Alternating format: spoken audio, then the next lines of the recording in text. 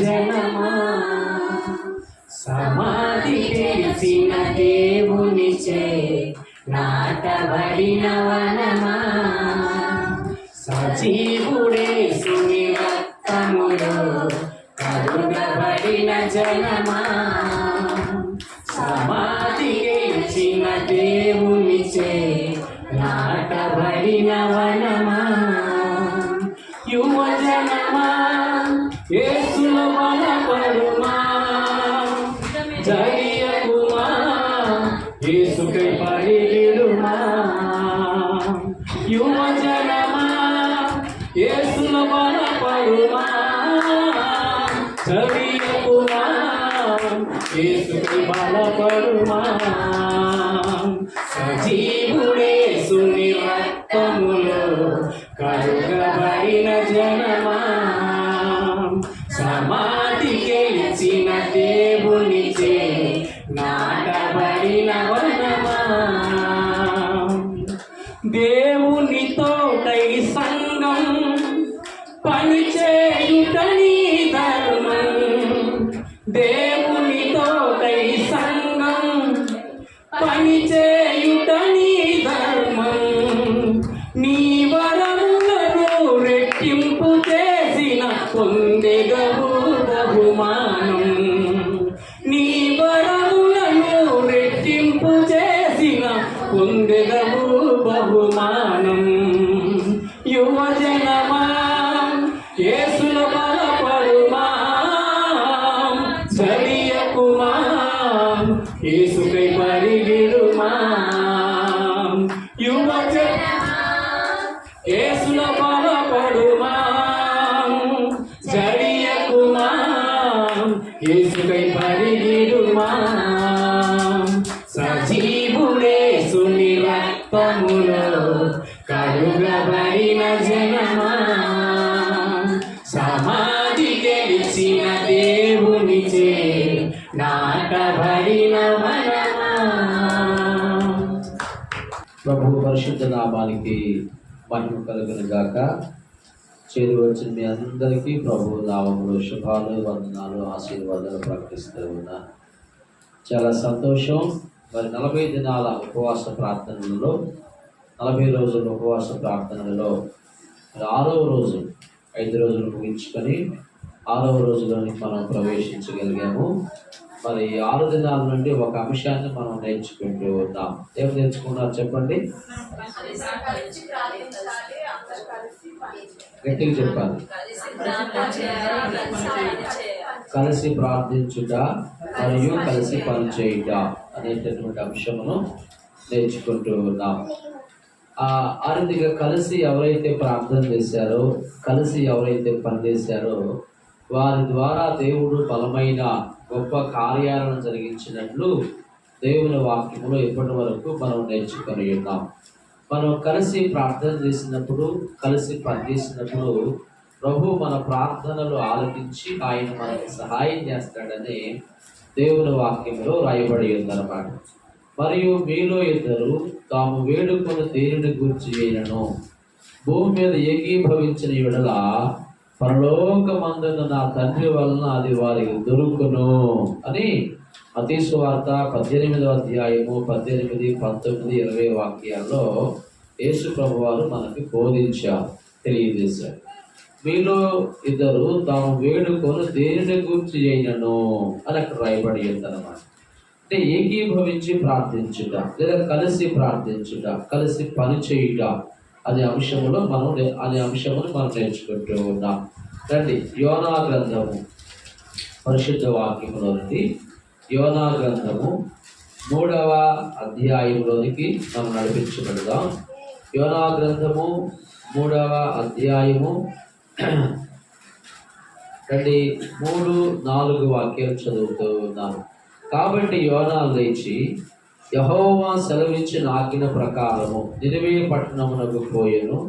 నినివే పట్టణము దేవుని దృష్టికి గొప్పదై 3 దినముల ప్రయాణమంతా పరిమాణము గల పట్టణము.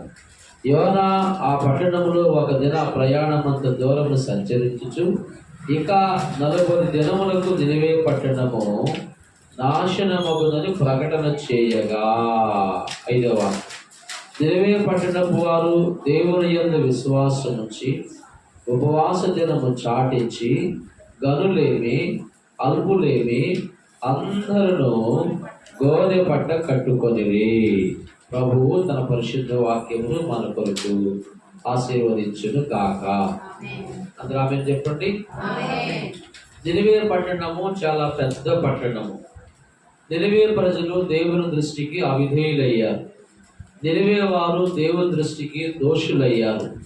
నినవే ప్రజలు దేవునికి లోబడనొల్లని వారుగాను, తిరుగుబాటు చేసిన వారును గాను, పాపులు గాను, దుర్మార్గులు గాను, కృతజ్ఞత లేని వారు గాను మారిపోయారు.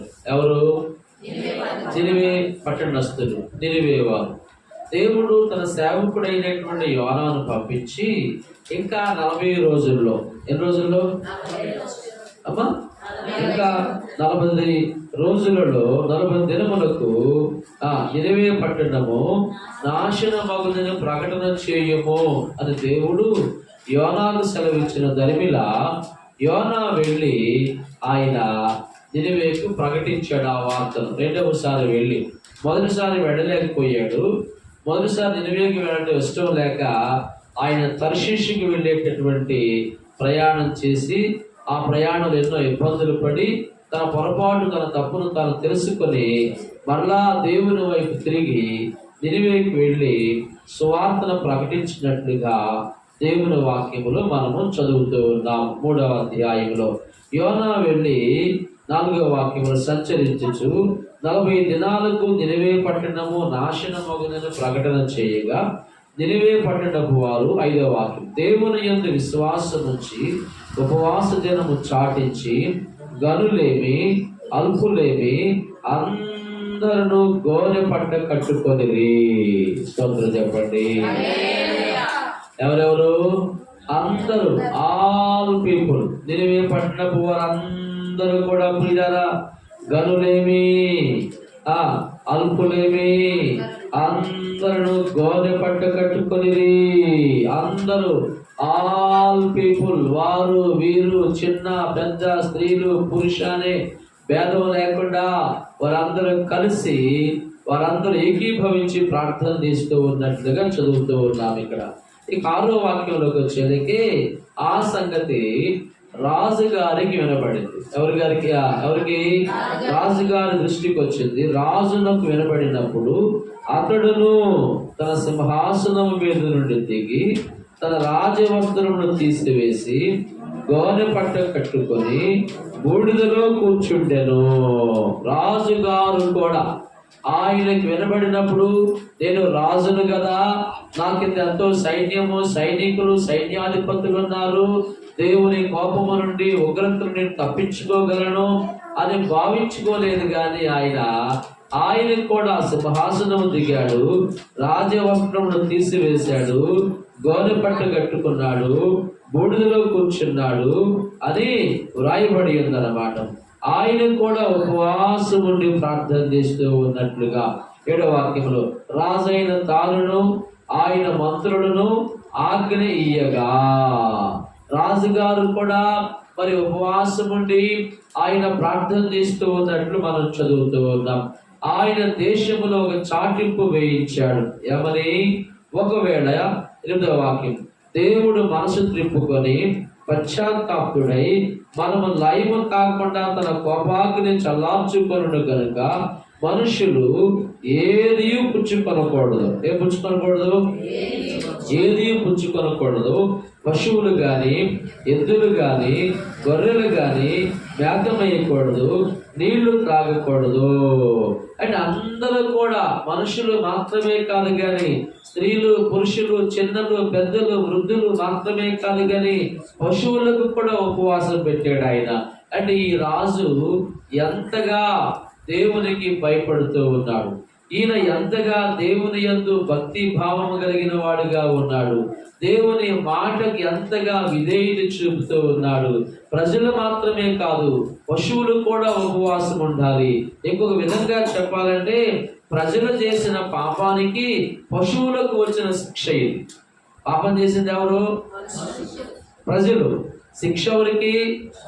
ప్రజలతో పాటు పశువులకి, గొర్రెలకి, మేకలకి, ఎద్దులు గాని, పశువులు గాని, ఎద్దులు గాని, గొర్రెలు గాని మేత వేయకూడదు. అంటే మానవ జీవితము ఎంత విలువైనదో, మానవుని జీవితము పైన ఎన్ని పరిస్థితులు ఆధారపడి ఉన్నాయో, మనం చేసే మంచి చెడులను బట్టి ఈ యొక్క పరిస్థితులు ఆధారపడి ఉన్నట్లుగా చూస్తా ఉన్నాం. ఇక్కడ పశువులు, గొర్రెలు, మేకలు, ఎద్దులు ఉపవాసం ఉండడానికి కారణం ఏమిటి? మనిషి చేసిన పాపం. పశువులేమి పాపం చేయలేదు. పశువులు, గొర్రెలు కానీ, మేకలు కానీ, ఎద్దులు కానీ అవేమి పాపం చేయలేదు. పాపం వాటికి ఆత్మ లేదు, ప్రాణము, శరీరం మాత్రమే ఉంది. మరి పశువులకు, పక్షవాదులకు మరి కేవలం ఆత్మ, మరి శరీరము, ప్రాణం మాత్రమే ఉంది. మనుషులమైన మనకు మాత్రమే ఆత్మ ఉంది. ఆత్మ కలిగిన మానవుడు పాపము చేయటం ద్వారా ఆత్మ లేని పశువులు కూడా, ఎద్దులు, గొర్రెలు, మేకలకు కూడా ఏమొచ్చింది చెప్పండి? శిక్ష, యాజ్ ఎ పనిష్మెంట్. అంటే మానవుని జీవితం ఎంత విలువైనదో కదా. నీవు చేసే చర్యలను బట్టి, నీవు చేసే పనులను బట్టి, నీవు తీసుకునే నిర్ణయాలను బట్టి నీ కుటుంబం యొక్క భవిష్యత్తు ఆధారపడి ఉందని, నీ పిల్లల యొక్క భవిష్యత్తు ఆధారపడి ఉందని ఇప్పటికే మనం నేర్చుకొని ఉన్నాం. కుటుంబ భవిష్యత్తు మాత్రమే కాదు కానీ ఈ ప్రపంచ భవిష్యత్తు కూడా, నీ ఇరుగు పొరుగు సమాజం యొక్క భవిష్యత్తు కూడా నేను మనం చేసేటటువంటి నిర్ణయాలపైన, తీర్మానములపైన ఆధారపడి ఉందని మనము గ్రహించి తెలుసుకొని ప్రభువుకు లోబడి మనం మంచి నిర్ణయాలు చేయాలి, మంచి తీర్మానాలు తీసుకోవాలి. స్తోత్రం చెప్పండి. నీ ఇష్టానుసారంగా నీవు నిర్ణయం చేయకూడదు. అయ్యా బాబు, నీ ఇష్టానుసారంగా నీవు నిర్ణయాలు తీసుకుంటానికి జీవితము నీది కాదు, ప్రాణము నీది కాదు. జీవితము దేవుడు, ప్రభువు నీకు పెట్టినటువంటి బహుమానమై ఉన్నది. జీవితమును లేదా ఆత్మను, ప్రాణమును ఆయన నీకు బహుమానముగా ఇచ్చాడు. హల్లెలూయా. ఈరోజు ప్రాణాలతో ఉన్నవారు రేపు ఉండకపోవచ్చు. ఈరోజు ఆరోగ్యంగా ఉన్నవారు రేపు ఆరోగ్యంగా ఉండకపోవచ్చు. ఆయన మరి దీర్ఘాయువు అనేది, ఆయుష్కాలం అనేది ప్రభు యొక్క దయ అయి ఉన్నది. కాబట్టి నీ జీవితంలో నీవు చేసే చర్యలు ఏవైనా కానీ ప్రభువుకు అనుకూలమైనవిగా ఉండాలి, ప్రభువుకు ఇష్టమైనవిగా ఉండాలి. ఆ రీతిగా ప్రియులారా, పశువులు గాని, ఎద్దులు గాని, గొర్రెలు గాని, మనుషులు గాని మేత మేయకూడదు, నీళ్లు త్రాగకూడదు. మనుషులందరూ తమ దుర్మార్గములను విడిచి తాము చేయు బలాత్కారమును మానివేయవలెను.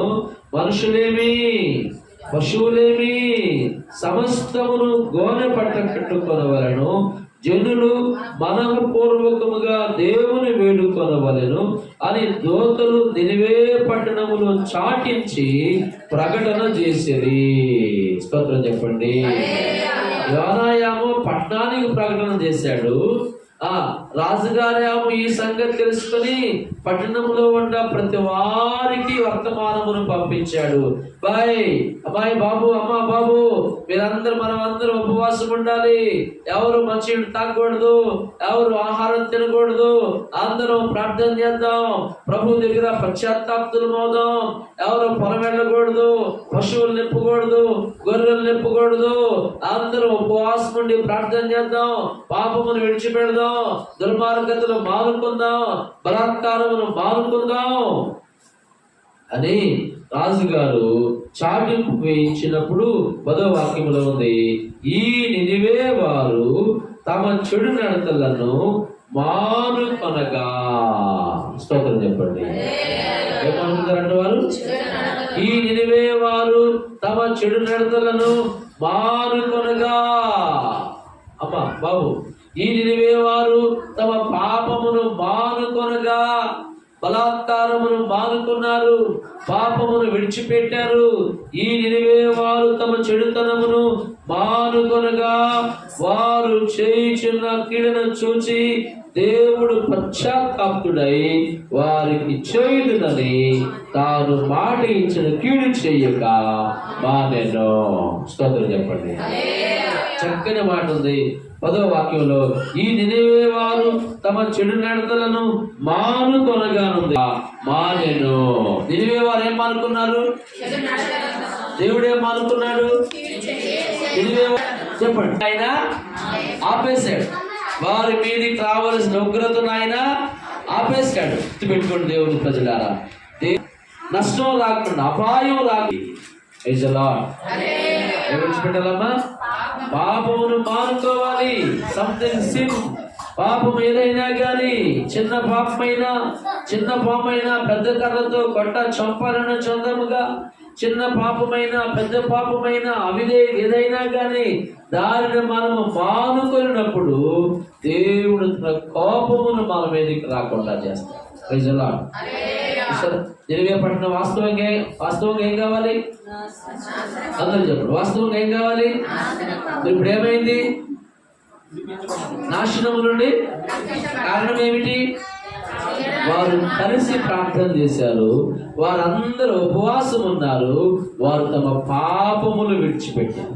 స్తోత్రం చెప్పండి. అంటే కలిసి ప్రార్థన చేయడం ద్వారా, ఉపవాసం ఉండటం ద్వారా, పాపములు విడిచిపెట్టడం ద్వారా రావలసినటువంటి దేవుని యొక్క ఉగ్రత ఆగిపోయింది.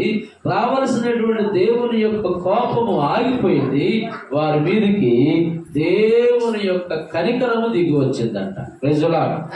హల్లెలూయా.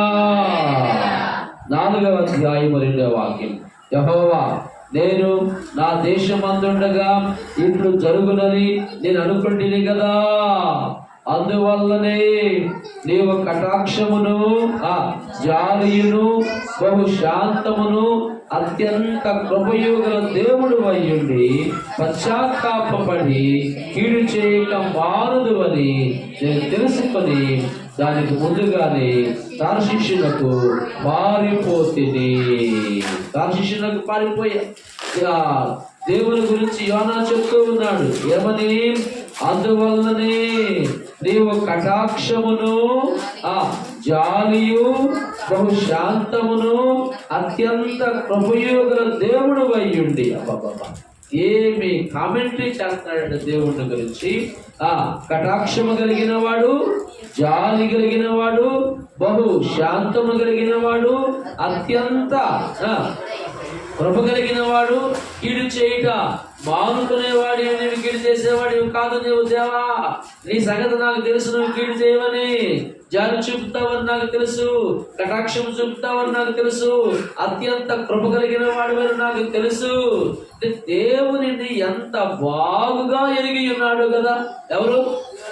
యోనా. అంటే ఎంత కామెంటరీ చేస్తా ఉన్నాడు. నీవు కటాక్షమును జాలియును బహు శాంతమును అత్యంత కృపయోగల దేవుడు అయ్యింది. How great! ఎంత గొప్ప కామెంటరీ ఇస్తున్నాడంటే అసలు దేవుని గురించి.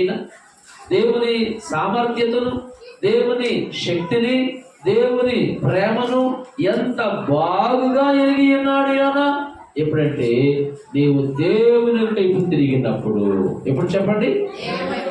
దేవుని వైపు తిరిగి నీవు ప్రార్థన చేసుకోగలిగితే, దేవుని వైపు తిరిగి నీవు మోకాళ్ళు వేయగలిగితే, దేవుని వైపు తిరిగి దేవుని యొక్క ప్రేమను నీవు అంగీకరించగలిగితే, ఆయన నీ మీద కటాక్షము చూపించేవాడు.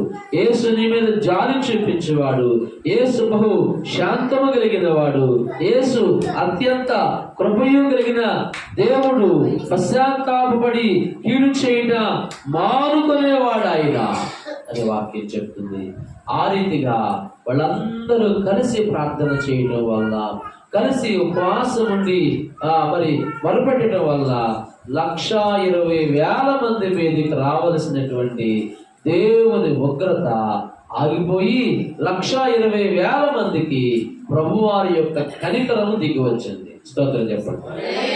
4వ అధ్యాయం 11వ వాక్యం, 120,000 కంటే ఎక్కువై 8,000 అంటే 8,000 పట్టణ ప్రజలు ఎంతమంది జనాభా? 120,000 అంటే 120,000 కంటే ఎక్కువై కుడి ఎడము ఎరిగిన జనమును బహు పశువులను గల నినివే మహాపురము విషయంలో నేను విచారపడవద్దా అని యోనాతో సెలవించి. దేవుని ప్రజలారా, 1,20,000 మంది ప్రజల మీదకి దేవుని ఉగ్రతకు బదులు దేవుని యొక్క కనికరము దిగి వచ్చింది. దేవుని కోపమునకు బదులు దేవుని యొక్క ప్రేమ దిగి వచ్చింది. దేవుని యొక్క కటాక్షము దిగి రావడానికి మూలం కారణం ఏమిటంటే వారందరూ కలిసి ఉపవాసం ఉండి ప్రార్థన చేశారు. వారందరూ కలిసి పనిచేశారు. వారందరూ కలిసి తమ పాపములు ఒప్పుకున్నారు. దేవుని యొక్క కనికరం వారి మీదకి దిగి వచ్చింది.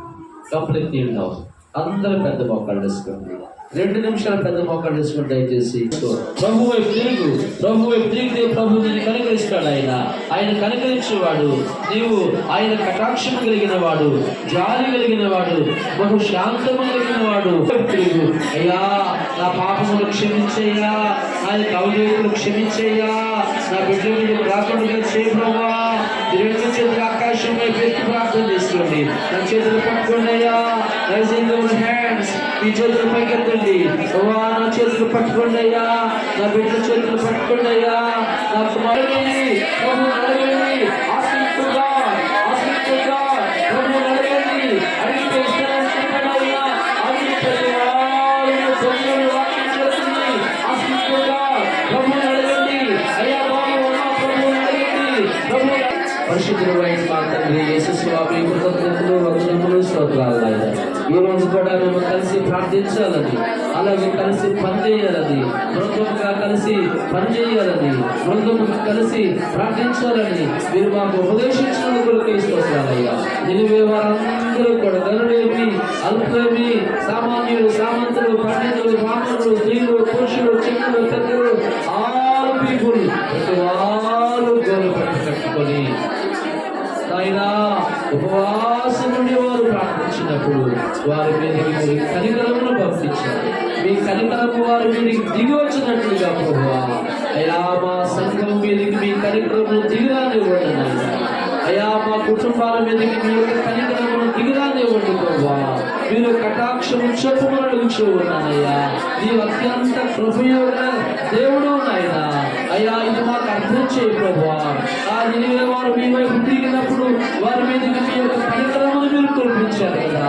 అలాగే మేము మీ వైపు కుటుంబాలతో తిరగటానికి సహాయం చేయండి. మీ వైపు కుటుంబాలతో తిరగటానికి కృప చూపండి. సంఘమంతా మీ వైపు తిరగటానికి కృప చూపండి. మీ యొక్క అత్యంత కృపా కనికరములకు మమ్మల్ని మీరు పాత్రులుగా చేయండి అయ్యా. మా ఇంట్లో ఉన్న మహాసభలను కూడా దీవించండి. ఏప్రిల్ నెల 22వ తేదీ, 23వ తేదీ, 24వ తేదీ జరిగే మహాసభల్లో మీరు కార్యాలు జరిగించండి. అలాగే మందిరము కలిసి మిమ్మల్ని ఆరాధించడానికి అవసరమైన ఒక విశాలమైన మందిరమును దయచేయండి. విశాలమైన ఆలయం కొరకై మీ పాదాలు పట్టుకుంటూ ఉన్నామయ్యా. మీ కనికరము మా మీద దిగిరానివ్వండి నాయనా.